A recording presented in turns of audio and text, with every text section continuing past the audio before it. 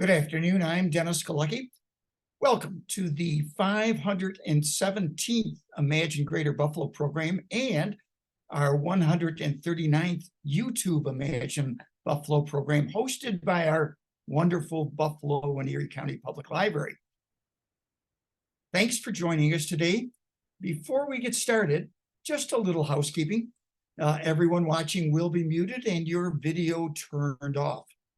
If you have a question or comment, please type it into the chat box and we'll go through them at the end of the presentation. We are recording this program so you can watch it again later on the Downtown Central Library's Facebook page and YouTube channels. And we certainly hope you share the link with others. This program is created by the ImagineLifelongLearning.com and the Center for the Study of Art, Architecture, History, and Nature. And our focus on the fourth week is the nature, and science.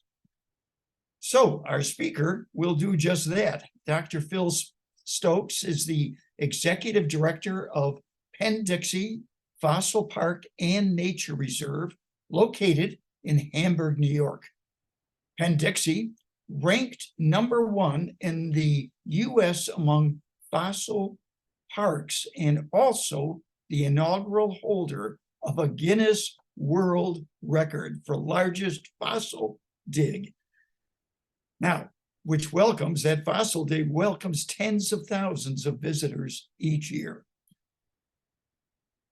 In 2021, Dr. Stokes was honored as a 40 under 40 awardee by Buffalo Business First. Prior to working for Big Fossil, Dr. Stokes served as instructor, research associate, academic advisor, and community outreach coordinator in the Department of Geosciences at the University of Arizona while pursuing his PhD. His 2016 dissertation used social and behavioral science to look at the factors behind underrepresentation in STEM fields, and in particular, geology. Dr. Stokes has coordinated 4 multi-year National Science Foundation projects, 3 at the University of Arizona and 1 at SUNY Buffalo, where he earned his bachelor's and master's degrees in geological science. His thesis work used ground-penetrating radar to search for mastodon bones and to map glacially deposited units at the Ice Age Hiscock site near Rochester, New York. In his spare time, he plays guitar and ukulele, travels, and brings a telescope to music festivals for late night stargazing. It's a privilege to welcome Dr. Phil Stokes. Phil, take it away. Well, thank you, Dennis, and it's a privilege to be here. I'm really honored with this opportunity. Certainly, you've done a lot for the community, as has the library system here, and I'm just very grateful to be one of the speakers that you've invited. So, thank you, Dennis. Thank you. All right, so I guess I should start sharing my presentation here, and we'll let it ride on the talk for the afternoon here. All right, so this presentation today is a bit of an overview about my organization, Penn Dixie Fossil Park and Nature Reserve. One thing I like to talk about is this connection we have between Western New York and England, and the geology and the paleontology link these two areas that are pretty far apart geographically, at least today, but millions of years ago they were right next door. And so once again, I need to thank Dennis and Imagine Buffalo for the talk today. Also got to thank Erie County and the town of Hamburg for supporting my organization through cultural funding. We're very, very appreciative of the public support that we receive, and it allows us to serve our mission of hands-on science education. So some common questions we get at Penn Dixie. First of all, where are the bathrooms? And this one is in the parking lot near the driveway. Who put the fossils here is a question we get very often. And the answer is Mother Nature and Father Time. How do we get our name? Penn Dixie Fossil Park is not related to, but has followed in the footsteps, sort of the Pennsylvania Dixie Cement Company. They were the former owner of the quarry. They went out of business in the early 1970s. For about 2 decades, the land was vacant, and the town of Hamburg decided that they wanted to develop it. And we'll talk about that in a minute. But basically, we retain the historical name of the previous cement company that utilized the land. And then why are the rocks at Penn Dixie called Devonian? That's what we're here to find out today. So Devon, England, and Buffalo, New York, maybe I've answered that question already. Devon, England, and Buffalo, New York have the same fossils. And why is that? And if you remember back to high school earth science, or college geology 101, you'll recognize this map, which is the Earth's surface, showing the continents and the oceans broken up into tectonic plates. And you'll notice there's quite a few plates, some large, some small, altogether at least a dozen. The plates are separated by boundaries. So you'll see we're on the North America plate right here, Europe and England on the Eurasian plate. And now during the Devonian period, so 380 million years ago, these land masses were in completely different locations. So North America would have actually been located south of the equator in warm tropical waters. And you'll see there's this big landmass that was in the southern hemisphere called Gondwana. Now, Earth over time has experienced a lot of changes. These land masses have come together and broken apart several times. Some of the famous names include Gondwana land, which was the name for the first very large supercontinent. There's also the supercontinent of Pangaea. And so during the Devonian period, we had our landmass jammed up against England and Europe and North Africa. And you'll see here the home of the Buffalo Bills was actually located very close to Devon, England. And so the rocks in Devon, England were first mapped by a guy named William Smith. He's considered sort of a founder in the field of geological sciences. He created the world's first ever geological map. Incidentally, an original copy of that map is located in the Central Branch Library in the Buffalo and Erie County Public Library System. Maybe about 10 or 15 years ago, that map was displayed as part of an exhibit entitled "The Map That Changed the World." And there's a really excellent book by Simon Winchester that tells the story of William Smith and how he mapped the rocks across England. This was all done by stagecoach and horseback in the 1800s. So William Smith creates the first geological map. He names the rock layers after the towns and the counties in which the rocks were found. And so the rocks in Devon, England were known as the Devonian rocks. And lo and behold, the rocks in Buffalo, New York are very, very similar to the rocks in England, because we were pretty much connected to that landmass. Since then, the continents have shifted apart from each other. They move at about the same rate that our fingernails grow. And you can imagine if you didn't trim your fingernails for 300 million years, you'd probably end up with a very long nails. That's what happened here. These land masses moved apart. And so, not surprisingly, there's a lot of Devonian period rocks in New York State. This is a map put out by the State Geological Survey, and you can see here in the mint green color that a significant portion of the rocks in New York State are from the Devonian period. And where we're located, just next to Lake Erie here, Penn Dixie Fossil Park is firmly situated in the Devonian period rocks.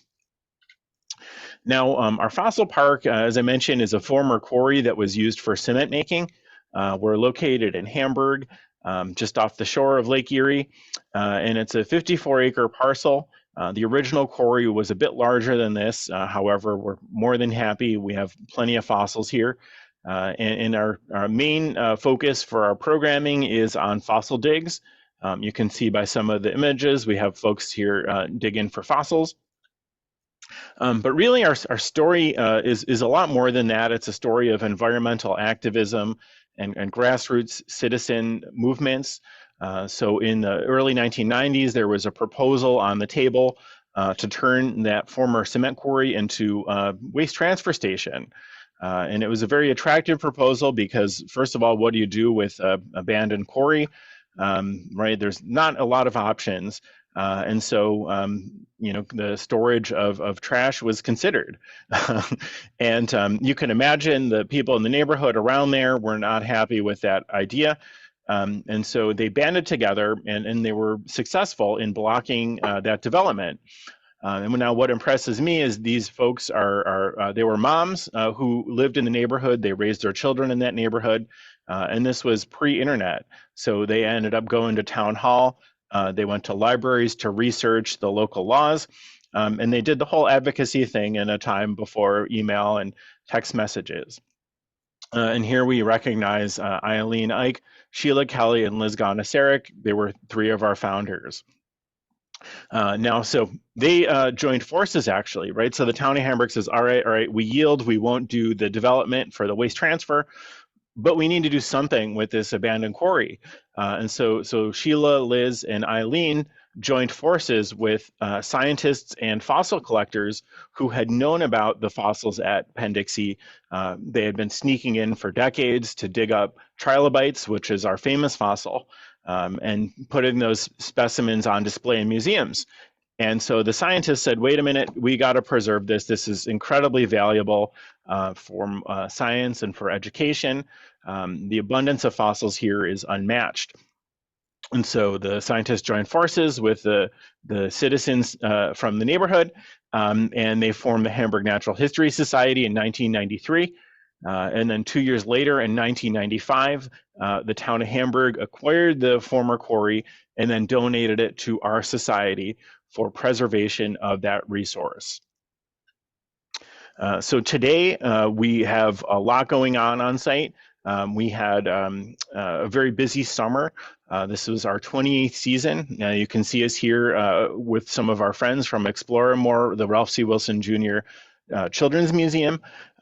We have 25 staff members, mostly educators, to handle what I would say is a very busy seasonal load of visitors. And we also offer private tours in addition to school field trips and outreach programs. So if you can't make it out to the quarry, we will come to you. We're very fortunate. We had a photographer on site this fall, and so we got some great photos of kids collecting fossils, which is why I'm in this, right? It's amazing to see kids show up, and they're ready to dig, and they find cool things, and they bring them home to their collections, and they talk about them with their friends. It's just a wonderful feeling. Now, for the fossils specifically, I will share with you a few of our more popular and more famous fossils. So the main ones are the trilobites. These are extinct arthropods. So the closest living relative is the horseshoe crab. The last trilobite went extinct 292 million years ago during an extinction event called the Great Dying. And that is a time at the end of the Permian period where global disaster wiped out like 90-something% of the genre on Earth, including the trilobites. And so we said goodbye to them at the end of the Permian period. We also find a lot of shelled fossils at Penn Dixie. So on the top left, we have bivalves, which are basically clams. On the right side, we have these animals that look like clams, but they're not quite clams. They're called brachiopods. They are also shelled animals, filter feeders like clams. We've got gastropods, which are snails. And then we've got cephalopods, which are relatives of squid. And then we also have a lot of fossils of Penn Dixie of reef building animals. These are filter feeders. They were stationary and made up a large part of the biomass during the Devonian period. So we have these corals here, which sometimes are mistaken for shark teeth. We have bryozoans. Another term for them is a moss animal. And then we have crinoids, which are echinoderms.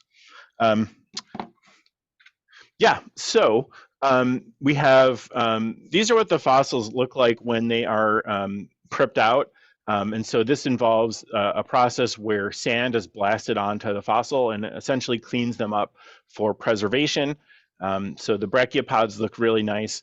The trilobites, stand out really well. The one on the lower left is our famous fossil. It's called Eldredgeops rana. It's in our logo. And many of these are in museums across the world that have been collected and displayed. These are in private collections. They're publicly held, and they're even in various research papers. They're pretty famous in the trilobite world. But perhaps the most exciting discovery that we've had in our history, and maybe something we're really proud of for buffalo, right? We've discovered a new species this summer. And this animal was found by two of our off-duty educators. They were working in an area or digging in an area that had recently been excavated. And this excavation occurs every year. We have so many visitors at Penn Dixie that we want to keep the rocks fresh. And so what we do is we bring in excavation equipment every spring and turn up some fresh rock layers, which are then exposed for digging. And so our educators were working on or digging on an April day. It was cold. It was freezing probably. These guys are known for being hardy and not afraid of the elements. And so their names are James Hanna and Jonathan Hogue, and they were out digging, and they found some really odd-looking things that they had never seen before. And so they sent these fossils off to some experts to be prepared and identified. And the experts could not identify the fossils because they had never seen anything like this before. And so those experts sent them off to people that had even more expertise. And eventually, we reached the top of the chain in terms of the scientific community. And the folks that saw the pictures said, we've never seen anything like these before. These are new to science.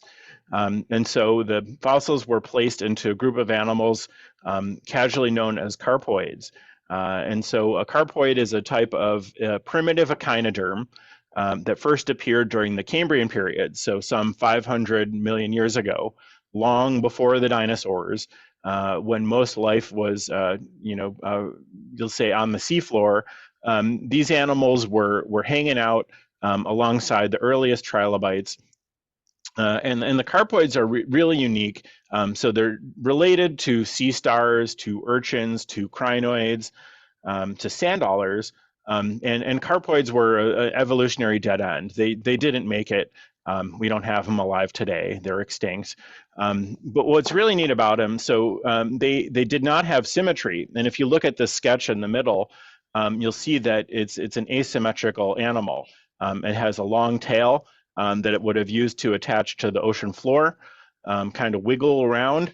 And then it had a big cup which could draw water in. It filtered food from the water, similar to modern corals. But this wasn't a coral. This animal was an echinoderm. And what's neat about it, so this is a new species that was discovered right here in Western New York. But it's also an example of something called a Lazarus taxon. And what that means, right, like if you're familiar with the Bible from Christianity, Lazarus was a man who died and then was essentially risen, brought back to life.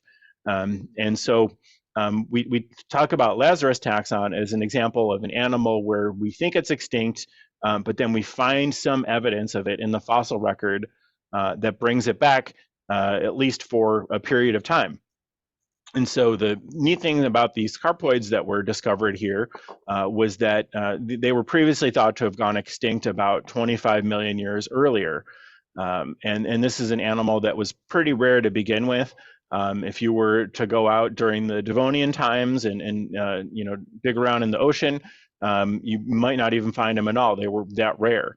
And so it was incredibly remarkable to find two specimens in a very short period of time, about 1 week apart from each other.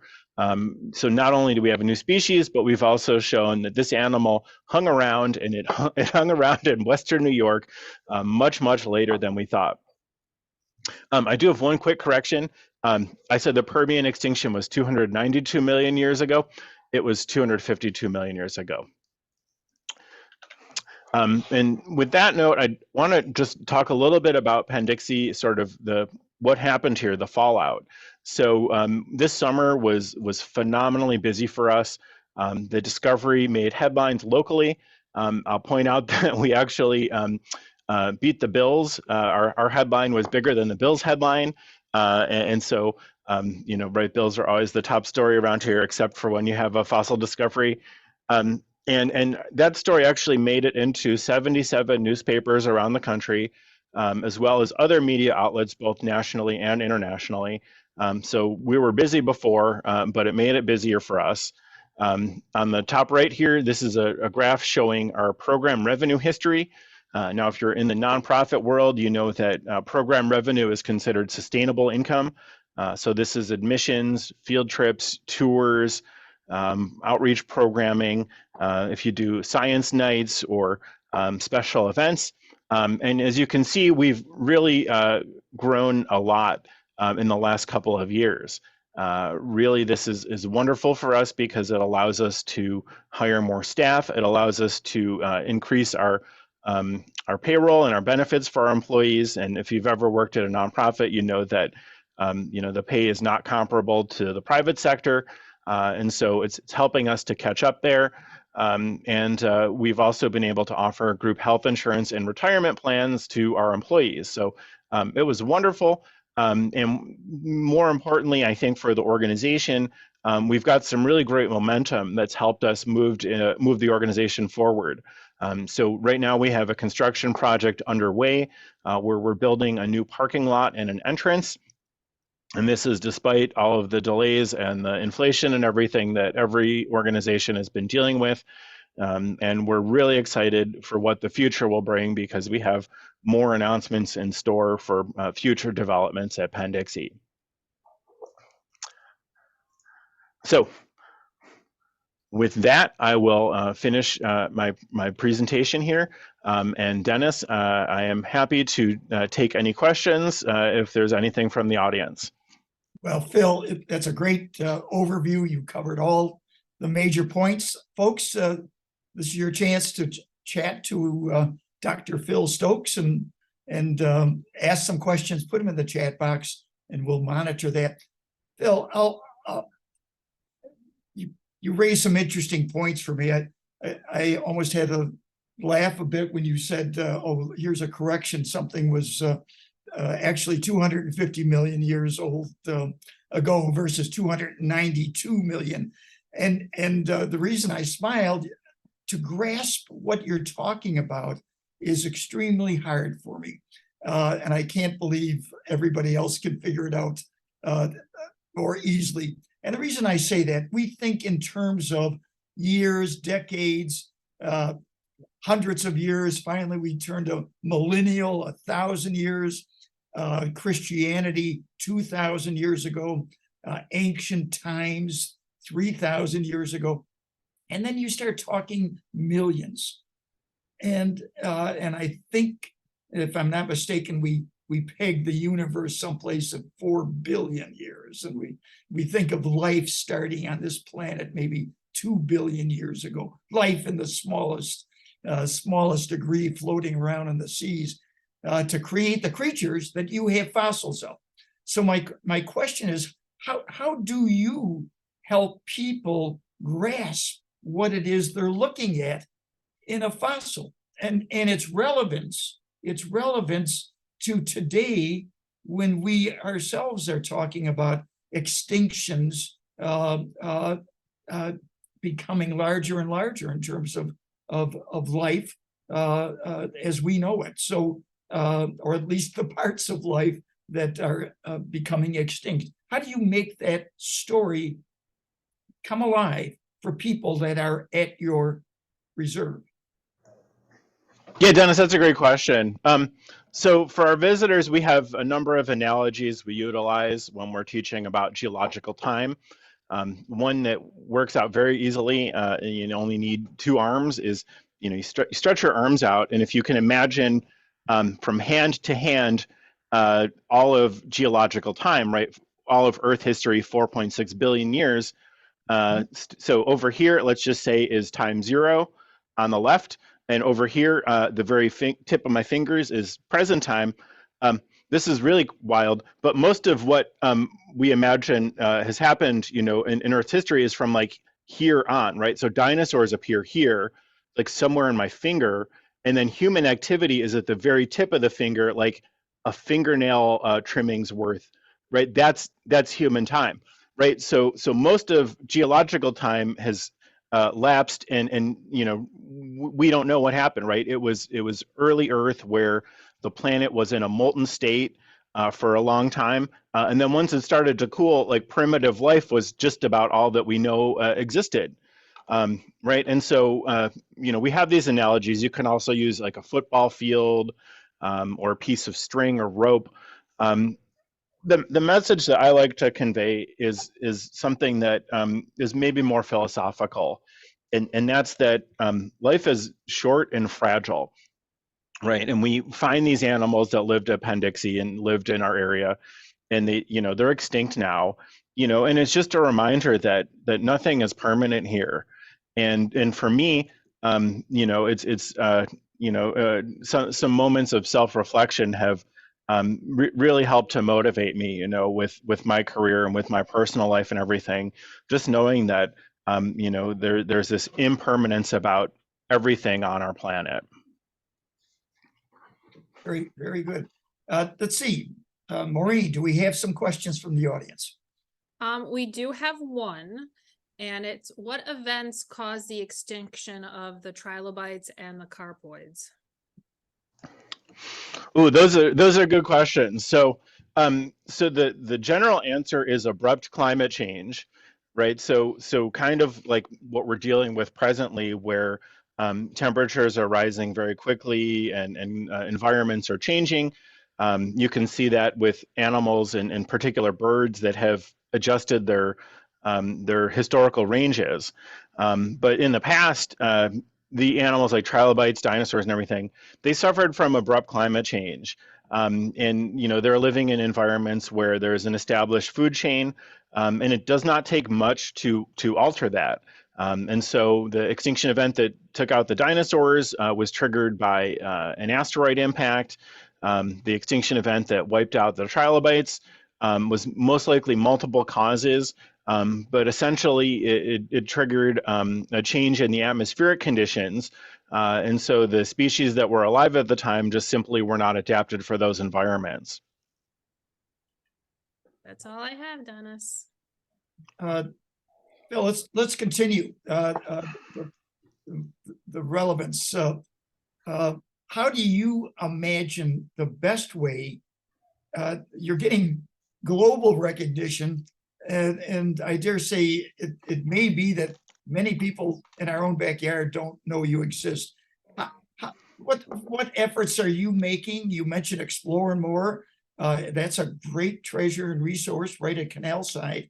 Are you finding ways to connect your Hamburg program with Buffalo, basically, as we try to make sure our cultural organizations are well attended, that schools, various age groups are aware and get to go to you? How are you trying to reach out and make sure you're connected with the large population of Buffalo? Yeah, Dennis, that's another great question. So we have a lot of really wonderful partnerships with cultural organizations, and it's not just Explore More. But we are also working with Grey Cliff Conservancy, and I'm really delighted to have worked with them for many years now. We offer a special tour of the Frank Lloyd Wright Grey Cliff Estate that's geologically themed. And on that tour, you can learn about the different building materials that were utilized and the origins of those building materials. Because Frank Lloyd Wright really liked to use local materials when he was designing and constructing the residences. We also have partnered with other arts groups. We've worked with Theater of Youth. We're planning something this upcoming summer with a local artist who is doing an interpretive piece. And we just find ways to make that connection, right? There's science in everyone's lives. There's these themes of life and death and of deep time and evolution and climate change. And we reach out to other organizations and we say, hey, we'd like to reach new audiences. Would you like to reach a new audience? And then we try to find those common thematic elements that allow us to put together really unique and exciting programming. Well, that's good to know, especially the Grey Cliff piece, to see the materials. You bring that to life then, because that was an emphasis of Frank Lloyd Wright to use nature in your own backyard and connect with that nature. So how about in schools, just to finish this up? You said you'll bring geology to people rather than just hoping they come to visit you. But how do you do that? How does that look as a program? Yeah, Dennis, so an important part of what we do is we're trying to make this as accessible as possible, right? We're in Hamburg. It's not an easy trip if you're living in the city of Buffalo, right? There's no bus stop at Penn Dixie. And so we recognize that, not everyone can come out to us. And so we've actually put together a number of in-class programs. And one of the newest ones is something called Dig In. We actually bring bins full of fossils to the classroom, and then students can dig through those bins of rocks and fossils and find their own fossils, and then identify those and do various activities with them that facilitate learning. Perfect. And your website is great. People can contact you there, find out details of how to arrange these programs. So I encourage folks to look at your website. Phil, thank you very much for a great program and an eye-opening experience of something right literally in our backyard in Hamburg, New York. So congratulations on your great success this past summer. Maybe we'll have more explorers dig up more new fossils and be making our mark in science right here in Western New York. So, Phil, thanks again for presenting, and continued good health and good success. Thank you. Likewise. I love that graph of revenue going up. Yeah. It's a great thing to see for any business, especially a not-for-profit business, especially during COVID. You're an outdoor place, so that it may have helped along the way of life, and will continue. Continued good success to you, Phil. Thank you, Dennis. You're welcome. Now, folks, thank you for joining us today, and we hope you'll be here next week on Zoom as we're joined by Rick Falkowski, who will discuss his book, The History of Buffalo Music and Entertainment. I'm Dennis Galucki. Be well and good day.